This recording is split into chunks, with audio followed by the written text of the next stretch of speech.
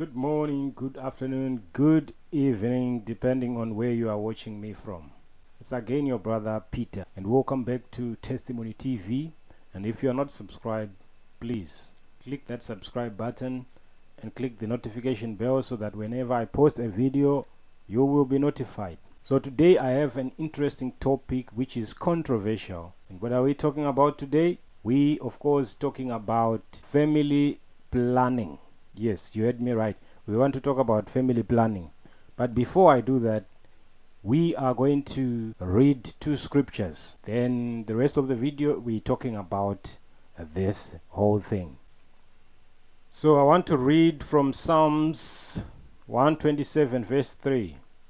Behold, children are a heritage from the Lord, the fruit of the womb a reward. Okay. Genesis 38 verse 8 to 10. Then Judah said to Onan, Go into your brother's wife, and performed the duty of a brother-in-law to her, and raise up offsprings for your brother. But Onan knew that the offspring would not be his, so whenever he went into his brother's wife, he would waste the semen on the ground, so as to not give offspring to his brother.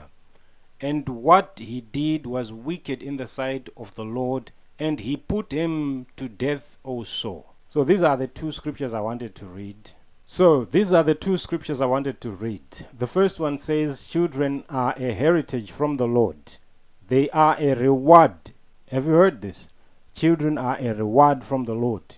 So our topic again was family planning. Should Christians use family planning? Children are a heritage from God, but we are using family planning. And then going to Genesis 38, Onan was supposed to bring offsprings for his brother that had died, but he was withdrawing and spilling semen on the ground so that he would not have offsprings for his brother. And God killed Onan for spilling seed on the ground. So I know there are debates on this verse here where people say God slew Onan only because he did not want offsprings for his brother. But the real reason was that he spilled seed on the ground so that he would not have children. That's the same thing with family planning. When you are using family planning, you are the same with Onan. So I don't see a difference right there. Onan spelled seed on the ground so he would not have children. And now Christians, or the world rather, is using family planning to not have children. Do we not have the same fate as Onan, who didn't want children? Did you know what God's plans were with that seed which was in your semen? So some children that you are blocking are supposed to serve God and do wonders for God. Maybe that's why we don't have real active prophets of God. We don't have real miracles. Maybe it's because you are aborting the prophets of God.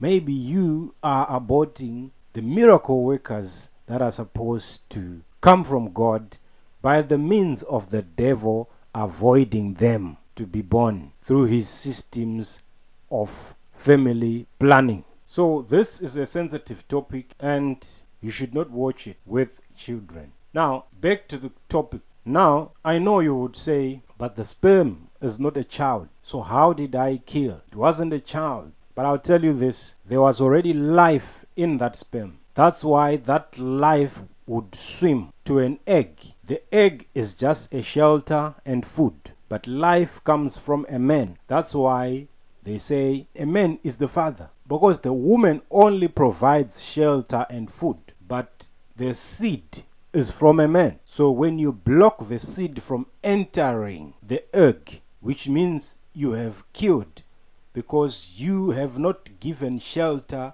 and you have not given food for that which was alive, which was on its way to find a shelter and food, and you blocked it. So you have killed. Because if I spill a seed or semen on the ground, which means I have killed, because there is life within the sperm. So do you think if there was no life in the swimmer, if there was no life in a sperm, do you think it would navigate its way to the egg? From where it was dropped, it has to swim to find the egg, which means there is life. It's already a living thing that is looking for a shelter. The doctors deceived you and said it's not a child yet, but there is life. It may be something that you can't see, it's small, but there is life in that. That's why they are called swimmers. They have to run a race to navigate and find the egg. Naturally,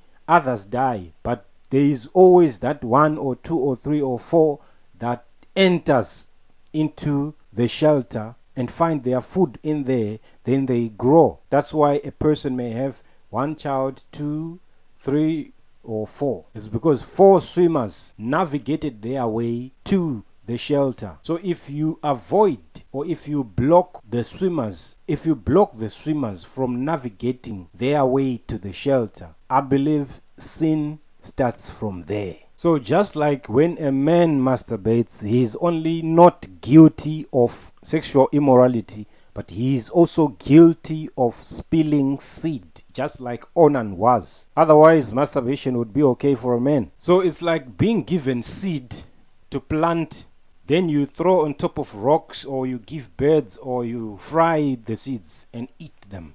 But you have been given seeds to plant. Do you think the person who gave you the seeds, when they come and want to see the harvest, do you think they are going to be happy when they realize that you have given the seed to birds, you have given the seed, you have thrown the seeds on top of stones? Do you think they are going to be happy that you fried the seeds and ate them? So you have your own reason, your own silly reasons why you did not plant. But he has his own reasons why he gave you the seed. Because he wanted you to harvest. He wanted fruits from you. That's why you see Jesus at some point came to a tree that had no fruits and he was hungry. And he cursed the tree and it dried. Why did he do that? Because the tree was supposed to produce fruits. So you as well, you are supposed to produce. You are supposed to procreate. But if you don't, Jesus is going to dry you up like he dried the tree when he was hungry. So imagine, some people are climbing the mountains, going from every prophet to every prophet, looking for children. They are barren, but you are out there wasting seed. Do you think you will escape God's judgment? The other thing I want to rebuke is those women who have oral sex and they eat up the sperms and they swallow. You are eating children and you are not different from a witch, because children comes from a man. A woman only has shelter and food for the child. So when you eat and swallow semen, you have eaten children and you are not different from a witch. This is controversial and this is sensitive, but it is the truth, and the truth has to be said regardless of who like it or not. If all people are not going to like it, the true Christians are going to stick with the truth regardless of how many people dislike the idea. So what I'm saying here is all family planning is murder. Either you use pills to block the swimmers from reaching the shelter, or you use the implants, or you use any other methods, Whatever that you are doing to block the swimmers from reaching the shelter and food, you are killing, you are murdering. It's just like when somebody is looking for food and you have the food and you are not giving them. You have food and shelter and you are not giving them. If they die outside, the blame is on you. And many of you men who are using condoms, you do not know what you're doing, because those condoms, most of them are taken by spiritual people at night in your dustbins, and they are going to make creatures that are half human and half demons. You are fathers in the marine kingdom. Some of the people you see walking around, some of the people who are celebrities are your children without you knowing. They took your semen from a condom when you threw it in the bin. So I believe there is a way, a godly way, to stop or to seal up the womb. In a normal way, in a godly way, which is to pray to God. But the thing is, you are not close to God, therefore you can't hear him. talk to him and hear what he wants for you. If you have to fast for that. God will tell you, okay, I'm going to seal up your womb, and therefore I'm not going to condemn you for whatever happens after. But you are doing these things by your own means, of which it may not be God's will. Whatever you do or say, do all to the glory of God. How do you abort to the glory of God? How do you murder to the glory of God? How do you block swimmers from navigating their way to the egg, to the glory of God? You cannot do that to the glory of God. We just read, children are a reward and an inheritance, a heritage from the Lord. So are you not blocking blessings? The Lord wants to give you something and you don't want it. After that you go and pray, Lord, give me this, Lord, give me this. By loving God, you have entered into a covenant where you have to do something while God does something for you. Yes, procreate because God wants more souls. Let me tell you one thing. Some of those implants are not as physical as you think. They are actually spiritual beings trapped in your body. Did you hear what I said? They are spiritual beings trapped in your body. Do you know that thing can change your moods and your feelings? How is it possible that a thing that they put on here is preventing the swimmers from reaching their shelter? You think about it. They put it here. If they could put it down there, we would maybe think, okay, maybe it does something there, but it's here. What is it that is moving around your body that is blocking the swimmers? What is it doing to your blood? Many of you will not accept this, but I preach the truth regardless of who wants to hear it and who doesn't want to hear it. So I know there are some men who are married and have wives who doesn't believe in what I'm saying right now. But men believe in what I'm saying right now. So here is what you do as a man. You don't fight your wife. You don't divorce your wife for these things. Let her do whatever she wants. Live in peace. But always stand with the truth so that you won't be condemned in judgment. And if you are a woman, always stand with the truth. Regardless of what your husband is saying, always stand with the truth. Because God will judge. So I want to bring up 2 more verses. Now, these are the 2 scriptures I want to bring. Hebrews 7 verse 9 to 10. One might even say that Levi himself, who receives tithes, paid tithes through Abraham, for he was still in the loins of his ancestor when Melchizedek met him. So here the verse is saying Levi paid tithes through his father Abraham when he was still in his loins. Now let's define this word.